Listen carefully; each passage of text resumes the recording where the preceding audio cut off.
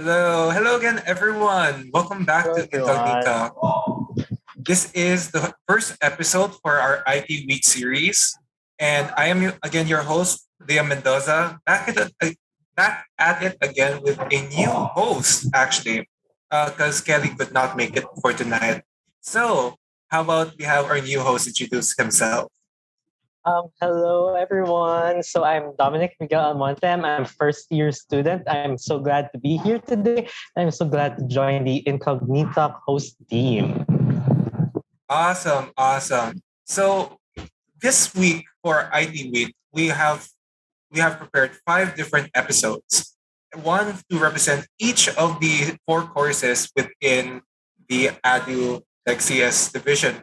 However, that's 5 days, but we only have four courses. That is why we're going to have like a very special episode today with one of the Jesuits in our schools, and is actually very known within the CS community. And he is actually my previous discrete mathematics teacher, and is also my current thesis subject teacher. And it is no one other than Father Ramon Prudencio Toledo, also known as Father Denny. Hello, Father. Hello, Hello. Father. Yes. So, how are you today, Father? I'm fine. Eagerly waiting for your questions. Because I'm trying to figure out what you guys would want to find out. But I mean, I guess you've heard all kinds of rumors about me. Yeah. I love the energy, Father. I mean, to be fair, we as a first year before, I came into like the discrete mathematics subject with a bit of caution and fear because there was like a rumor going around where in the next year it was the cause of like the Thanos snap for the CS. Yeah. We actually hear that story a lot here for first years because actually, Father, I'm one of your students for discrete math. So we were like all very scared that okay, what will the subject be all about? We're so scared. It sounds so scary. It's what we hear from the higher years. Yeah, well, the higher years tend to exaggerate. I mean, I think that's pretty well known. Every older batch tries to scare the newcomers. That they want to, if they ever felt that things were difficult for them, they want to make sure that they can say the same thing of those who are all incoming. So if they had difficulty, they would give it another 50% more, and that's how the stories spread. I mean, to be fair, the most memorable experience I had in discrete mathematics is that every after exam, I would be emailing Father Denny with a bunch of questions about the answers. I still have the receipts. Mhm. Like I would argue my answers like, why is this answer, Father? It shouldn't be like A equals like B, and it's like explain my logic, and then the Father would also reply back with the explanation of the answers. I got some of the items I was able to correct, just so you know. Mm. Yeah, I've always taken the position that if you're insecure about your students being brighter than you shouldn't be teaching. So and I've always kind of taken the position that there may be there would be certain things that you would miss, and somebody who's a little bit who's more alert may find things that you did not pay attention to, um, Yeah. because you did not think them important. That's why I value the kind of that's why I always value the feedback from students. Saying that I have a question about this. Shouldn't this be like this? And then as soon as they reason it out, and then when students reason out things, I would really go back to my work and say, okay, let's see how the student is doing it, and if the student is doing it correctly, and I find out that in fact the my own answer was not correct. I made an effort to I made an effort to go back and correct my own answers. And of course, that's pretty. I mean, that's pretty easy when you have a platform like Moodle, because if you correct the answer at the level of the system, anybody who got anybody who got the correct the answer wrong, but in fact was correct, would end up having his or her answer corrected too. And that's how I you know that's why I was very thankful for the students actually called my attention to mistakes I made in my checking. And that's actually part of my practice from way back. Because I've always taken the position that if your students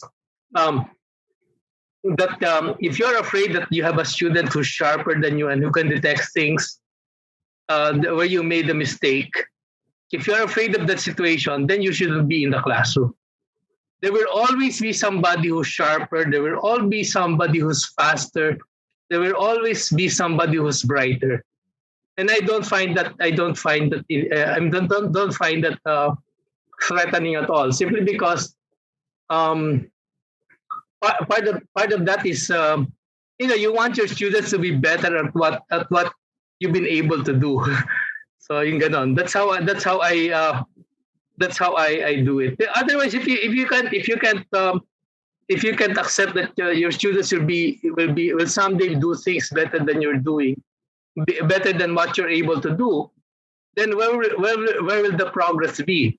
Diba? I mean, we advance simply because we build on somebody else's we build on somebody else's work. It's always, I mean, that's how it progresses. Now, a society which is not able to do that will simply stagnate. And a university and an program in a university which cannot accept that will also stagnate. And that's why I encourage questioning. I encourage differences. I encourage different approaches.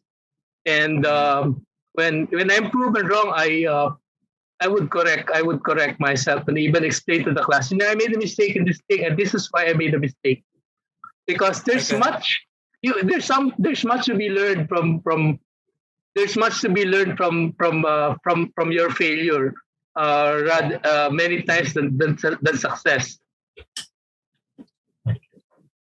Yeah, I really agree with you there, Father. It's like somehow you're teaching your student to become somewhat like a master of that topic as well, which is something I'm really excited to see, because I'm a first year student, so I'm really excited to see what discrete math has to offer here. So Liam, I know that you have lots of interesting questions about our topic here today, so I think you already know what that is, and that's time to bring out our questions for our topic on the history or like past experiences on IT Week, I believe. Very true, Dom, but I'm pretty sure I'm not the only one with questions here, right?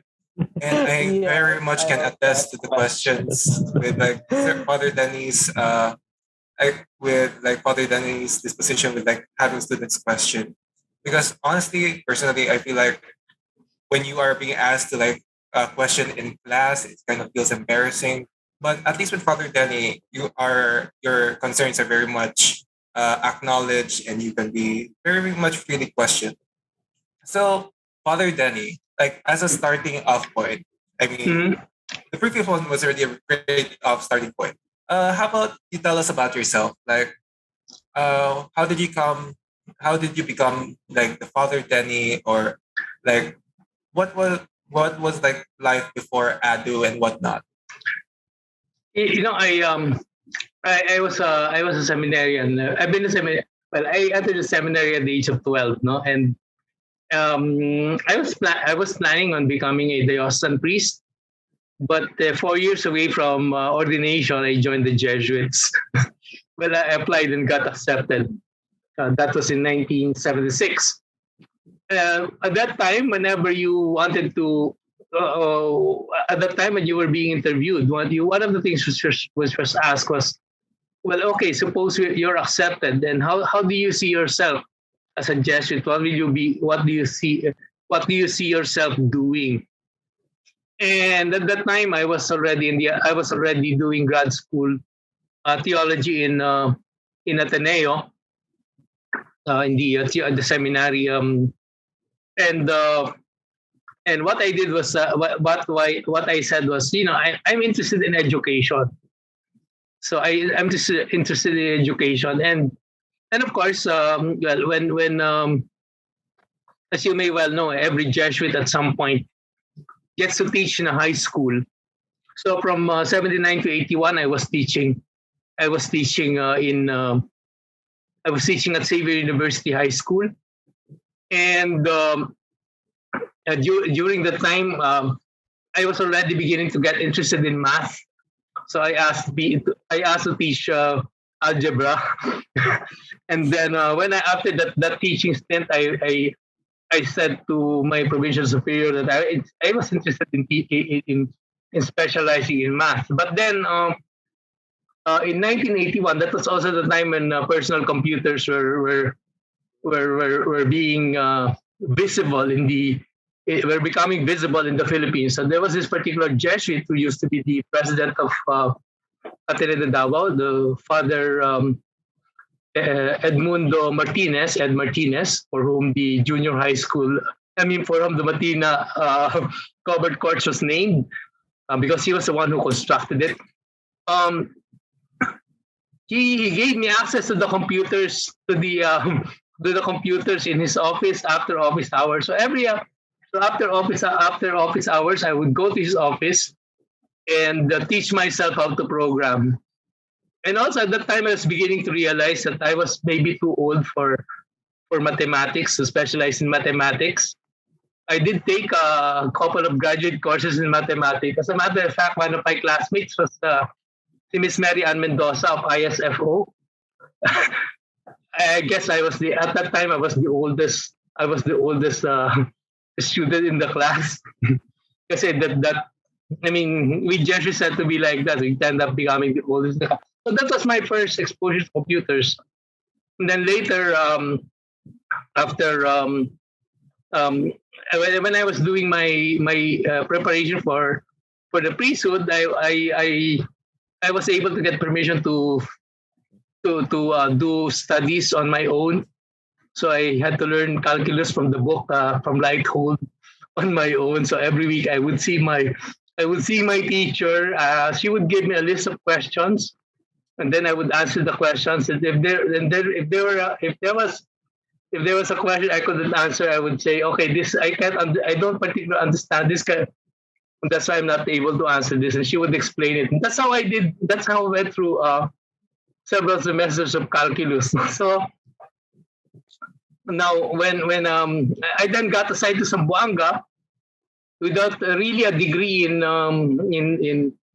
in computer science, but I was already teaching programming, which I learned on my own. And then when after 3 years of that, in 1980s, I was sent to do formal studies, to do an MS. But I decided before taking an MS, I'd do some undergrad courses first. So for 2 years, I was a classmate I was in classes with undergrads. So I did all the major work without doing all the other courses. So it was all computer science subjects, all physics, all mathematics, all programming. So for 2 years, that was everything that I was doing. As a matter of fact, one of my classmates then was Dr. Doris Montecastro, who's teaching who's in the chair of environmental science. She's teaching here now at the Ateneo. She was my classmate. She was a first year student, and I was a 31-year-old in the same class with their learning programming. So that was it. No, after that, got assigned back to Zamboanga, where I ran a computer center. After several years, I was instructed to do a doctorate. So I went to the States to do a doctorate. But unfortunately, that did not completely pan out. So I went back and I got assigned to Ateneo de Davao. That was in 2009, and since then I've been teaching at Ateneo de Ateneo de Davao. I've been teaching computer science. In my early years, I was only teaching upperclassmen, and then I was put on. I was asked to teach first year students. Among my students was Mr. 𝗘𝗽𝗶𝗀𝗶𝗧. Oh. But then I think there was a decision to put me again back in the higher levels. So I'm back in the higher levels. This thing on the discrete structures, I ended up teaching it because at one point there was a teacher who had to quit the year. I mean, had to give up teaching at the Ateneo in the middle of the semester. So I ended up taking it over. I took over the class, and then after that, I ended up teaching it again. So but that was several years ago. So when I came back to teach discrete structures, I ended up having to do the material again, to prepare the material all over again, and that was how I ended up with teaching the group of Miss Howe. So they were coming into first year. So that's how. So when I was teaching them the course, it was my first time to teach the course in that particular form and under my own terms. So yung class nyo, Mr. Mendoza, Miss Adriatico, Miss Castillo, Miss Ignas, Miss Nebre, that was really just the second time I was teaching that course. And now, in this year, this is the third time teaching the course. Kasi usually this is yung mga digital. I used to teach only third years basically. Third year students. And then to become panel advisor to fourth year students when they do their senior projects. Now I'm handling the research course, so I've got to limit my own advisory position. I mean, I end up normally as a panelist now. I can't be a mentor anymore because that would put me in a conflict of interest situation. Ganon. So that's basically it. No? I mean that's how I got into this position, and that's how that's in many ways. What I can say is that I've been teaching courses which I have been teaching, but which I was teaching before in Ateneo de Zamboanga when I was there. But when I got here, because of the years when I was away, many of the courses had changed content, and therefore what I needed to teach, I had to teach with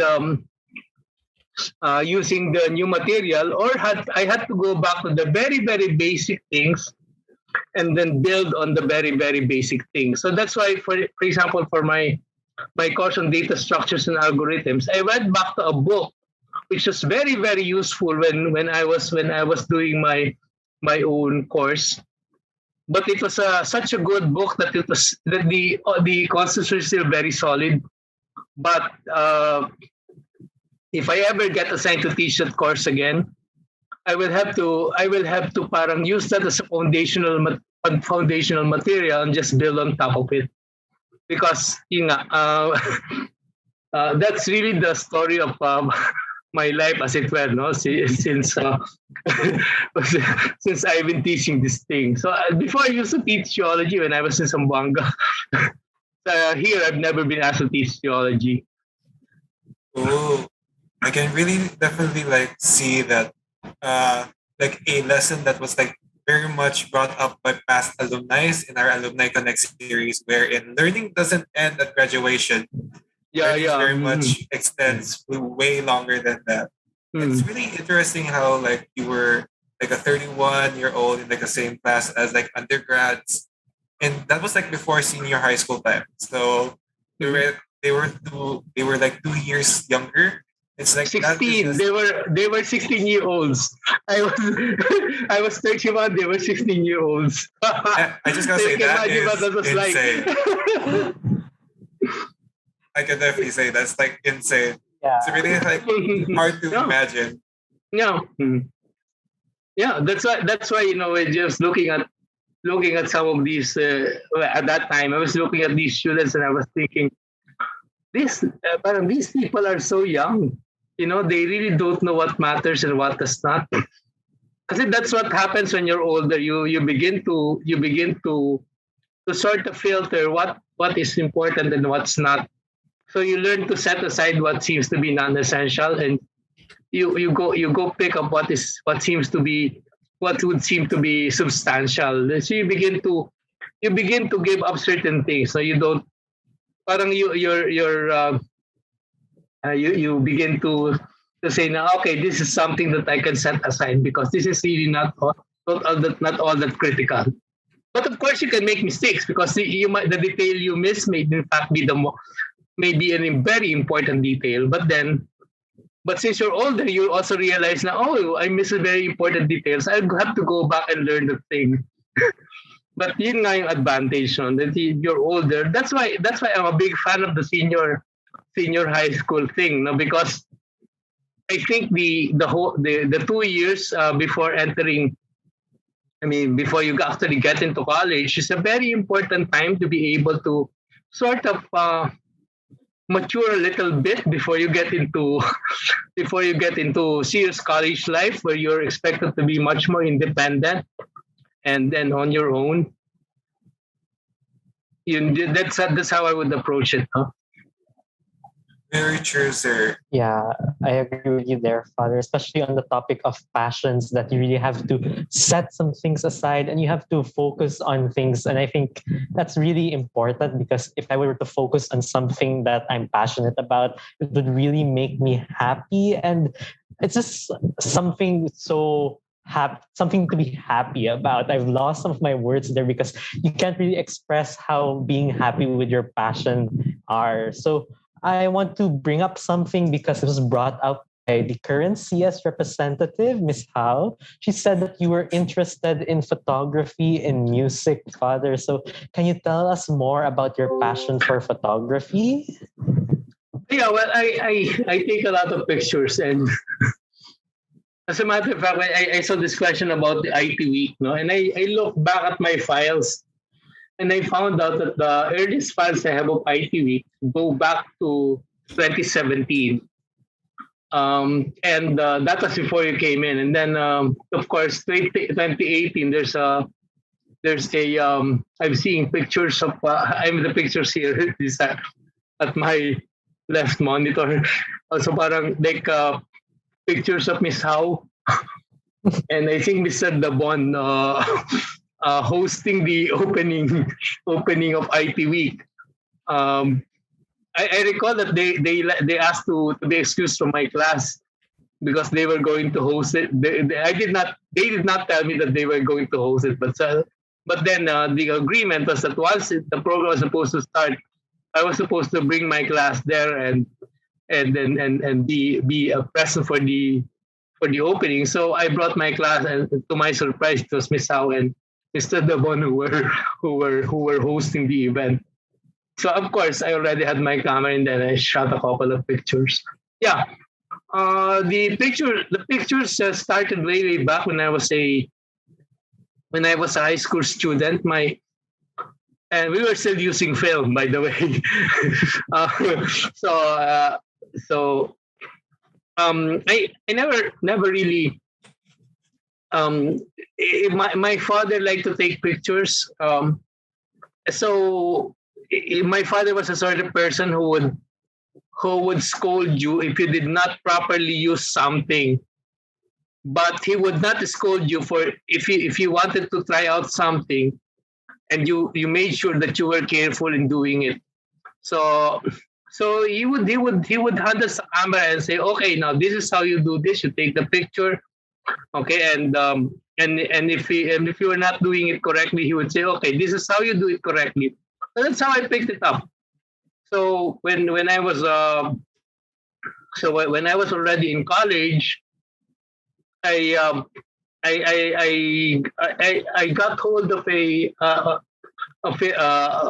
camera, again using film.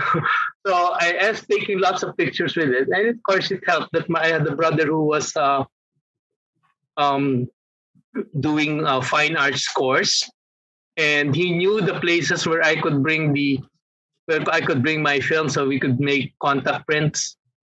Now, contact prints are very small copies of the actual negative, so you get to choose which ones you want printed. But that's how I did it. So what I used to do then was take pictures of my friends, and and give it to them. And I was very careful. I was also learning theory then at the time. I would study how certain shots could be done. In those days, it was very difficult to post process anything. So there was no such thing as mga Lightroom, Photoshop. If you had to do any kind of changes, you had to do that at the so-called developing and printing level. So you had to plan your shots very well because you only had a maximum of 32 shots in one roll of film. So you had to make sure you got it right. So you had to make sure that you got the exposure right, because if you got it wrong, you would have to do a lot of adjustment if you were doing your own processing to get a good picture. So it was a fairly intolerant, as I said, fairly intolerant hobby. And also, if film could be expensive, so you had to also make sure that you were not spending too much. I was just using my allowance to buy the film and have the same process. So that's how I got started. And then when I was in the States, at some point I decided, okay, it's now time to buy a digital camera. So I gave away the digital camera that I received from which I got from a Jesuit who had died. And then I gave that old camera to somebody else, and I got myself a Nikon, a digital SLR, because that was the one. The SLR was something that I was using when I was a regent, and I fell in love with Nikon. So that's why up to now I'm still using a Nikon. So that's how I got into it. Now I take all kinds of pictures. The only pictures I don't take are pictures of people who are suffering. I don't want to shoot shots of poverty, of people who are poor. Parang, I don't know, I just have the feeling that if you take those kinds of pictures, my own feeling is that parang I'm taking advantage of their misery. So I don't take pictures like that. But I would take pictures of almost anything, including pictures of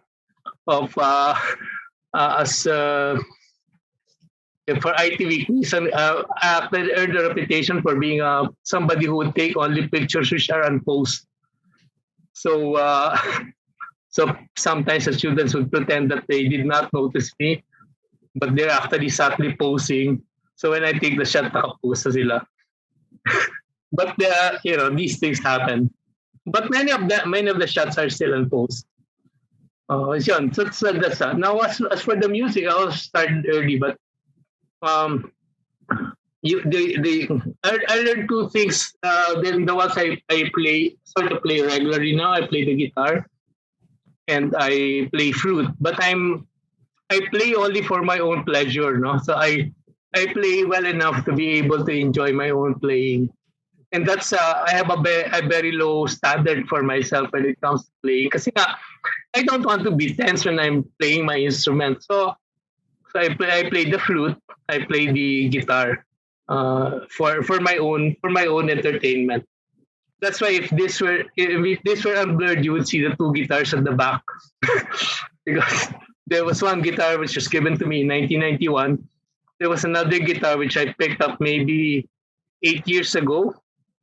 Second-hand guitar which I ended up parang repairing a bit to plug in the holes.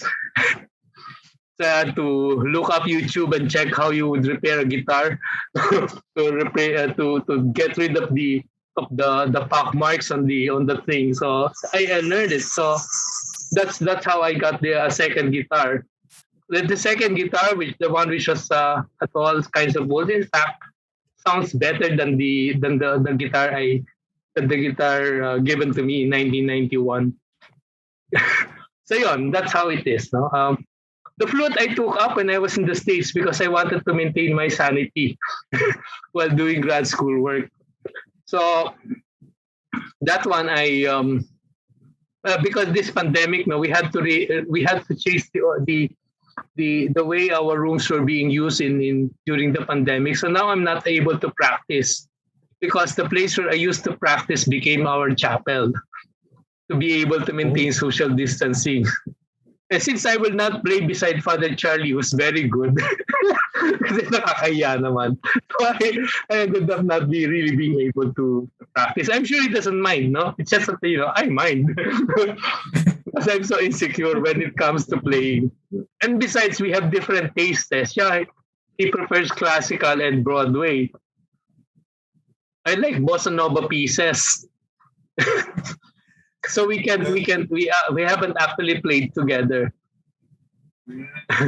I see, sir. I see. I can definitely. I wish I could learn. I wish I could like play any instrument. Whenever I pick up an instrument, I just get tired of it after like 7 days of trying. But anyways, let's go back into the topic of like IT Week history. So like, how involved were you with the CS community like back then and back when? Like, who started the tradition of IT Week? What was the main why of IT Week? Like, what were the early renditions of like IT Week? What were the early renditions like? And also, were there any IT Weeks among all the IT Weeks that you've experienced that stuck out for you? And what made them stick out? It's kind of hard to answer that question because as I was saying, I try to go back to my old records, and the ones which I have pictures of are only go back to 2017. But I recall there was already an IT Week before that. No, it's just that I just don't remember. I don't remember when it actually started. Now I think I kind of recall very vaguely. I just think the person you should ask for this would be somebody like Mr. Realino or Mr. Adao or Mr. O'Neill Victoriano or Miss Ruby Uy, the secretary, because she's been with the department. I just came in 2009, so I really don't know many of the traditions. But one of the things I recall before was that there was some sort of discussion regarding IT, and the idea being that this should be something run by the students. It should be a way of projecting the department. At that time we were just considered we were called the division. Now we're called the cluster, and we really did not have any departments. It's just one cluster with two programs actually. Three programs. BS Computer Science, BS Information Technology, and then BS Information Management. What has become the BSIM later became what's now BSIS. One of my students in BSIM was Mr. Ogs Ablazo. He was one of my first students. So what I recall then was that this was a IT Week, was supposed to be a time to project, as it were, to identify, to show ourselves as a cluster, what we do, and the idea also was to present what we were doing, in terms of parang talks, presentations, for the university. My own recollection is that it was something like 3 days. So we would have certain programs which only be during the so-called yung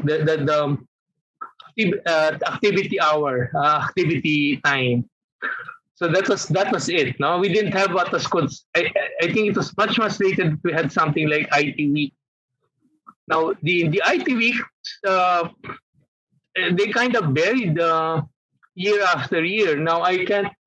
When I look at this now, what I'm seeing is that in 2017 it was held in November, and 2018 it was held in November. 2019, yeah, I'm sorry, it was all November throughout. Now, for some reason or another, I was not around. I wasn't able to take pictures in 2019. Maybe I was away. No, I don't know. But there were different activities, definitely, and student led. And I remember discussion within the department, a meeting of faculty members saying that, we should let the students run this thing. At the most, we should be just supportive, no? And I remember one particular time when the student leaders were also there, and we basically said, you guys have to organize this thing. Now, if there's anything that we can do for support, then we'll do. Then you ask us, no? But we're not going to run it for you.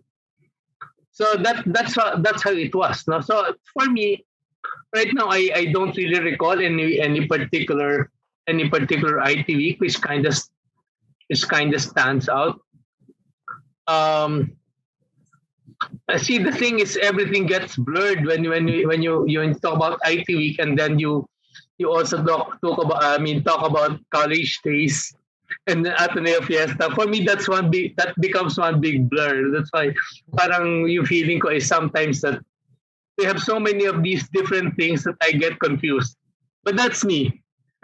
That's me, no? Okay, so nothing particular stands out. Now, I remember one particular year when we had several resource persons, outsiders, describing businesses that they have started, and both people, the two people who were doing the sharing were people who really had very limited backgrounds. One was working as a domestic in, I think, if I remember, Hong Kong, either Hong Kong or Taiwan. The other one was an LBGT who was encouraged to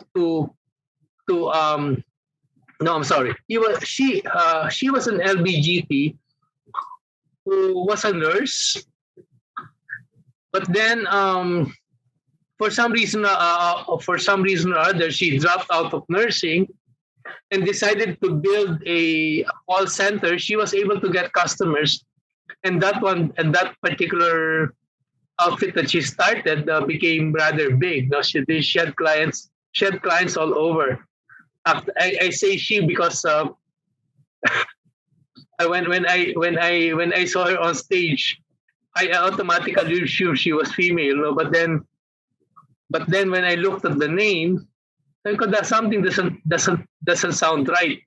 And then later, it turns out that she transgender. So that's how that one turned out. No, but that was in a sense memorable. The other one is just the other thing was when during IT week, si Dr. Banawan, whom some of you may have already met, did a presentation.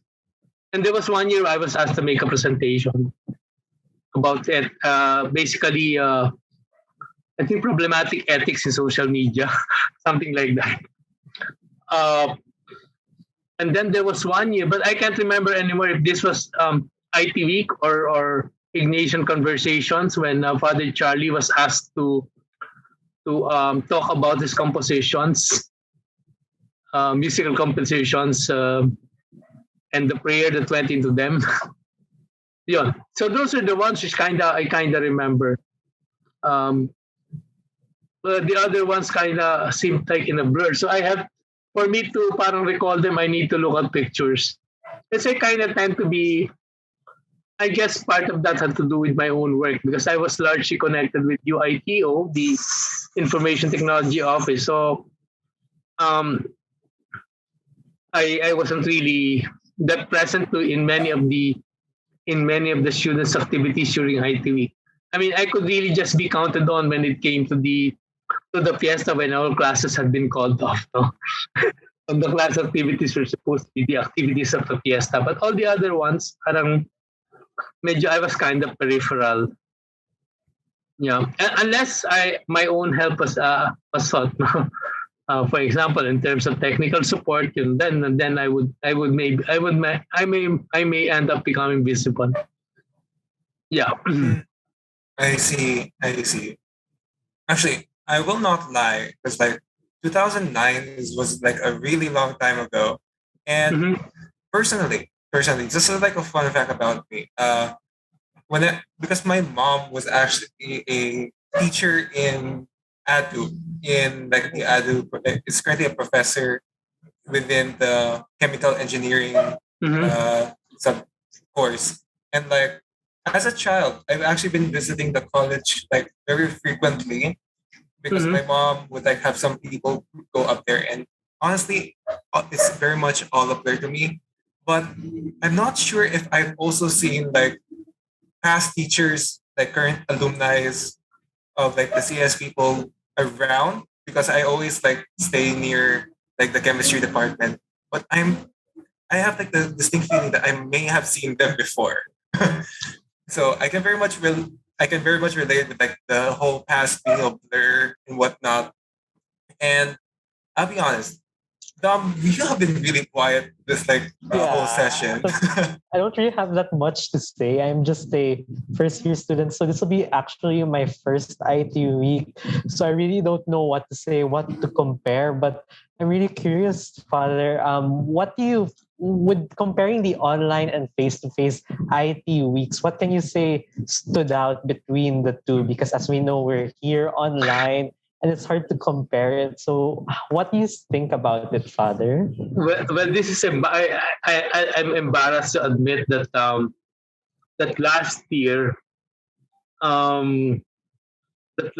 I almost missed ITV completely. Um, I don't even know if I was able to attend a single activity because um, by the time I found out, it was already close to over or maybe over. Um, there was a remember. I mean, that was the first time it was done online, no, and I don't. And my own sense was that I did not know. Um, I mean, I don't recall the invitations, or I never got to notice the invitations. I mean, that's so. I mean, there's really no basis for comparison. Now, um, what I do recall is that okay, the thing with there is something about okay every at the end of every IT week there's this little parang a little dinner that is held, no, and normally that's when you get to meet the students, and that's the part which I think is missing. Because you can't meet, no, and that's and for me that was a very good time because that's when you really get to meet the students, and since I live on campus, it was pretty easy to go to those final dinners and attend. No, I mean I've seen performance of the band of Echoes, no, and of course people hosting. Those are the things which are clearly, I think, better run when you're doing in a face-to-face setting. But I mean, there is something about human contact, which is very very different from this online presence. No, I mean to be honest, one of the things I miss now is the fact that when we were still face to face, I would walk from the very simple thing like walking from my office at UITO to go to the bathroom was always some kind of adventure, because then you get to see the students hanging around. You never know what you will see. I remember stopping by there once in a while and saying, "Hey guys, what are you doing?" And they would be playing some sort of game, and I would peer in and say, I don't think I understand this game. So what's the point of the game? Or things like that. Or we'd share things like we'd even say things like, okay, so what's your project? And then I would find myself saying something like, that seems to be a little difficult. Have you tried this kind of approach? I was a bit of I guess nosy in that sense. But sometimes I would say, okay, well, maybe this is have you tried this kind of approach? Or maybe have you tried to contact this person? This person did something similar on that. And then maybe you can pick up a few things, a few bits up here and there. This is the thing. So for me, it's very difficult to say, okay, this is IT week, face-to-face IT week better than online. I mean, these are two different animals. And I don't know. I mean, I just don't have enough. I haven't had enough participation in online IT week to really be able to say that one's better than the other. No, and for that matter, I think you would hesitate to do this kind of interview if you were face to face. But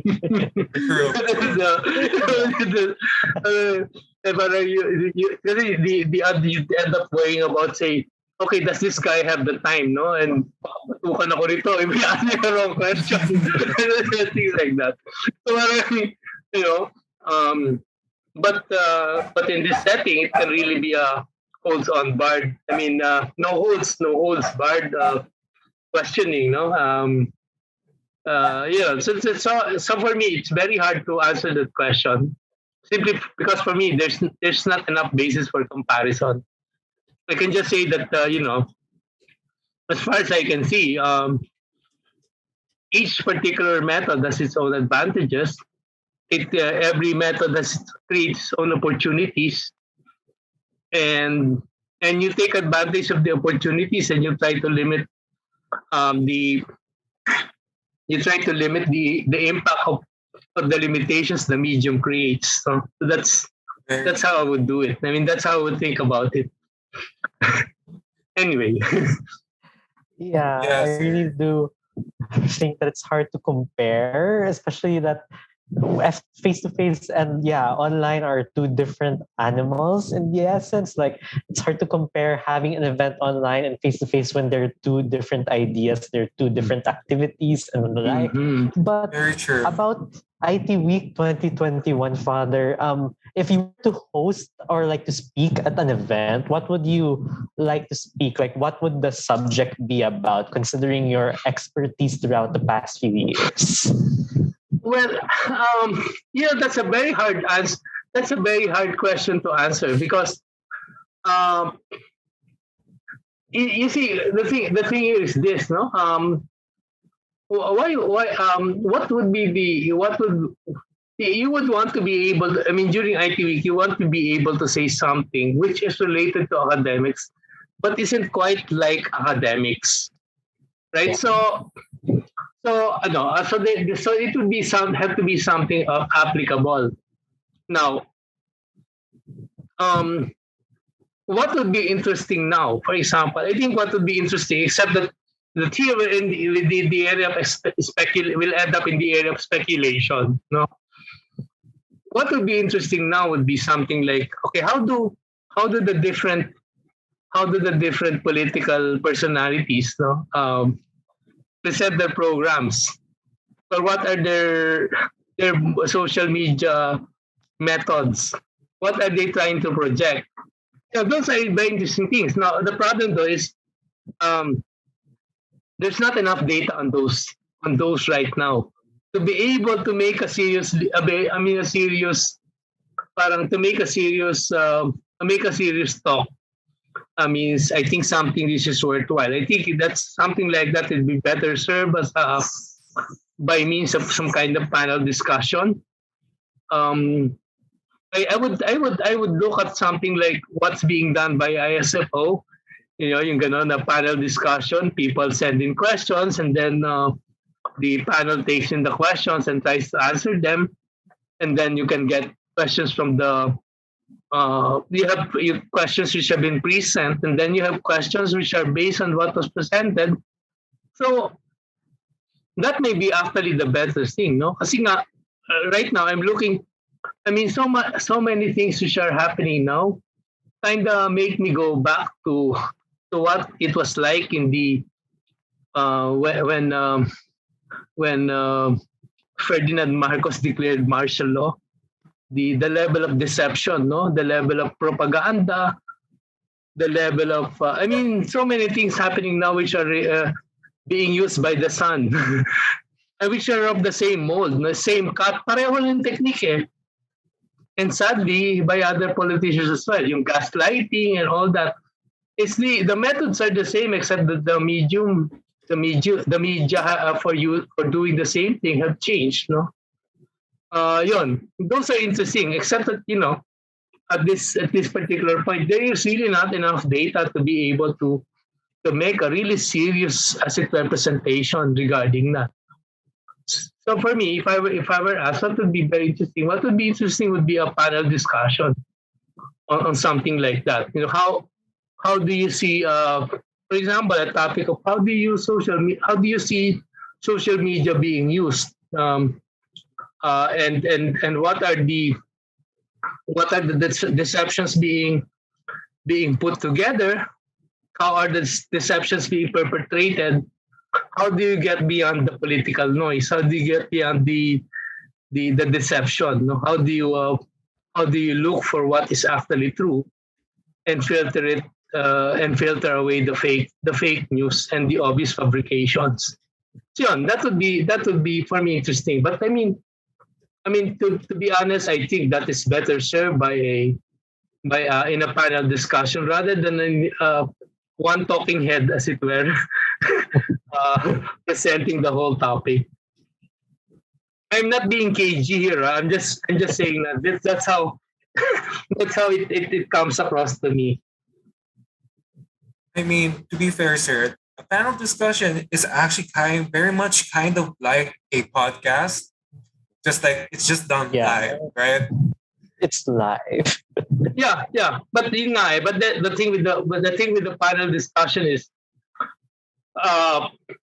you can have a focus. You can have a focus, and you could actually, depending on the topic that you have, you can have questions sent beforehand, which you can then address. But then based on what you have addressed, and based on what you say with respect to the reactions, I mean, with respect to the questions that you have answered, you can get other questions.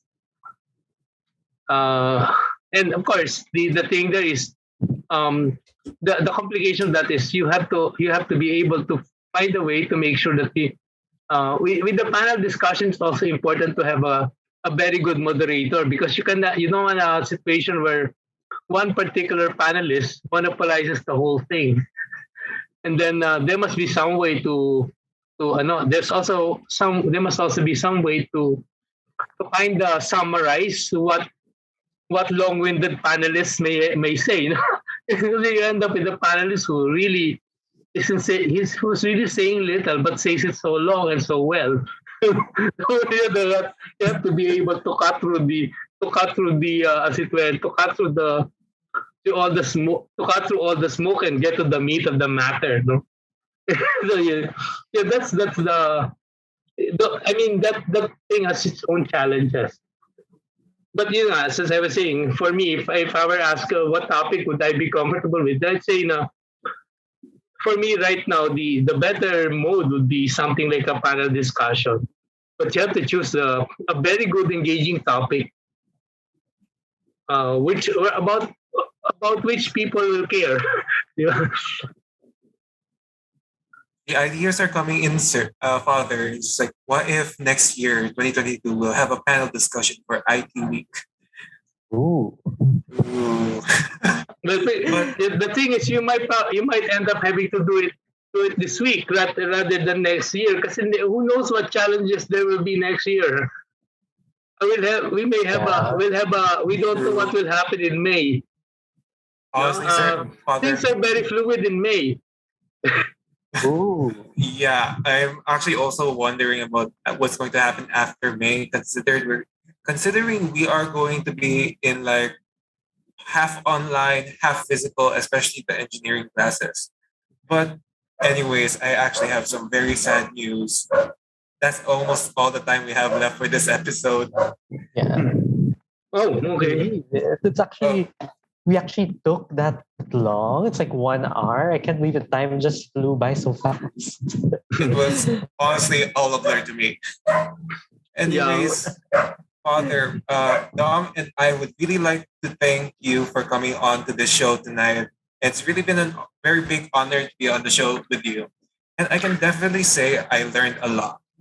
Like, Yeah, honestly, same here. we were supposed to talk about like IT Week history, but I think I learned more of the culture of like what happened throughout the years, a little bit more about Father Denny, and honestly, I feel like there were like a lot of learnings through spanning different like fields in like today's talk, in my personal opinion. How about you, Doc? Agree with you. Like as a first year? I actually agree with you there because coming here, I didn't actually know much about you, Father. So this podcast was actually an opportunity for me to get to know you better, get to know the CS culture better, and hopefully, when the time comes, who knows, we might be able to continue and pass it onwards. Just something I'm really looking forward to. Actually, Well, you can always check things out with other people who have known me longer. You can see Miss How, Miss Adriatico, Miss Castillo, Miss Ignas, and Miss Nebre. These were people who were in my classes, and I've had some exchanges with Miss Ignas, no. Because she had questions, and she's, like Mr. Mendoza, very very articulate, very articulate. And as I think I said to her once, though, I remember emailing her saying something like, I'd be happy if I had more students like you, people who ask. People who ask questions and who make me questions students who make me question my own assumptions, no. I still remember that problem with the Venn diagram, and that was a back and forth between me, Mr. Mendoza, and Miss Ignas. No? So it must have taken about mga siguro 6 exchanges of emails with lots of diagrams. Yes, sir. And in the end, I end up saying like, you guys are right, Thank you for bringing this up, because I would have gone on and made I would have gone on and perpetrated the mistake, a mistaken understanding. But because they were insistent and reasoned things out, I was very happy with that. Actually, as I said, I don't regret having students who regret having students who look forward. Who question what I say. The only thing I ask for is that they reason out why they think why they. For me, I value the reasoning part. No, I don't appreciate yung basta sabihin ko na because that's what I think so. No, when you say you think so, you better offer me reasons why you think so. Because I can't function when I think so. So that's why I was really very happy when I had Miss Ignas and Mr. Mendoza in my class. So even though my interactions with them were a lot, especially with Miss Ignas, so it was mostly by email. With Mr. Mendoza, it was after class. After But he class was and email, sir. and email too. I mean, the class before that, it was with Mr. Espera. Um, yeah. But I mean, those actually work very very well because in the end, I kind of like the possibility that because I am that way, that my students will also be that way. That my students will also appreciate being questioned and being able to have to and being put in a situation where they cannot simply claim that I'm right because I'm older. No, Honestly, I it don't should like be that should be reasoning a at all. situation. Well, I'm right because I can present much more logical reasons, or I can marshal more evidence to present what I think is much more accurate and correct. Okay, because sometimes, di ba, you present something, but what it lacks is a certain nuance. And for me, nuance is very important. And what I wish my students would learn very much is that many things have nuances, and it's important to pay attention to the nuances. And that's what I kind of look forward to when it's more difficult when it's done online. Kasi you miss the facial expression, you miss the subtle movements of the body, which indicate that the person is unhappy with the answer, or is still questioning what you just said, or didn't understand what you said. That's a disadvantage of the online. But with the face to face, you get all of that, and that, I mean, really, really, I really appreciate that, and that's why that's why I keep on saying I mean, many years of teaching, and I've always said to people who were in charge of me, to assigning me. Kasi you put me in this position, but I have to be sure that I have a class. Because if I don't have a class, I will lose my ability to connect with the students. So yung ganon. Very So true, that's sir. for me. Father. That's how I would Very true, characterize my Father. own con. Actually, Dom. In contrast to all of, like, the rumors about, like, how Father Denny's, like, discrete mathematics subject is really, like, hard, as causing the thanostat.